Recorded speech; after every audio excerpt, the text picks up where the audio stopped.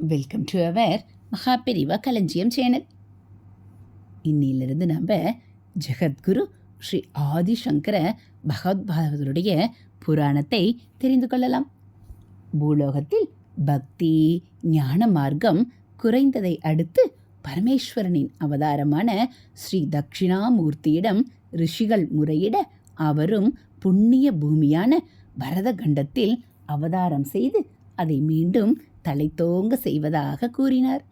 சுமார் 2500 ஆண்டுகளுக்கு முன் புண்ணிய பூமியான நமது பாரத நாட்டில் பரசுராம சேத்திரமான தற்போதைய கேரளாவில் காலடி என்ற கிராமத்தில் சிவகுரு ஆர்யாம்பாள் என்ற தம்பதியருக்கு நீண்ட நாட்களாக புத்திரபாக்கியம் இல்லாததால் அருகிலுள்ள திருச்சூரில் குடிக்கொண்டு இருக்கும் வடக்குநாதர் என்ற சுவாமியை ஒரு மண்டலம் வழிபட்டால் குழந்தை பாக்கியம் கிடைக்கும் என்று சொல்ல கேட்டு அவ்வாறே வழிபட ஒரு நாள் அவர்கள் கனவில் சுவாமி பிரதட்சணமாகி அவர்களுக்கு விரைவில் நல்லதொரு ஆண்மகவு பிறக்கும் என்றும், ஆனால் அக்குழந்தை நீண்ட ஆயுளுடைய சாதாரண மானிடனாக இருக்க வேண்டுமா அல்லது மிகவும் கீர்த்தி வாய்ந்த அற்ப ஆயுள் உடையவனாக வேண்டுமா என்று சுவாமி அவர்களை வினவ, அவர்களும்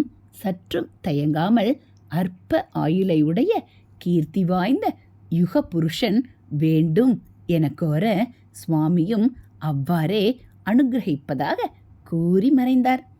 அத்தம்பதிகளும் கனவு கலைந்து உறக்கத்திலிருந்து விடுபட தங்களுக்கு ஏற்பட்ட கனவை தங்களுக்குள் பரிமாறிக்கொண்டு இறைவனின் கருணையை எண்ணி மகிழ்ந்தனர். சுவாமியின் கருணா கடாட்சத்தால் சித்திரை மாதம் சுக்லபக்ஷ பஞ்சமி திருவாதிரை நட்சத்திரம் கூடிய சுபயோக சுபதினத்தில் ஆர்யாம்பாள் அழகான ஒரு ஆண் குழந்தையை ஈன்றெடுத்தாள். பரமேஸ்வரன் அனுகிரகத்தால் பிறந்ததால் அக்குழந்தைக்கு சங்கரன் என்று பெயரிட்டார்கள்.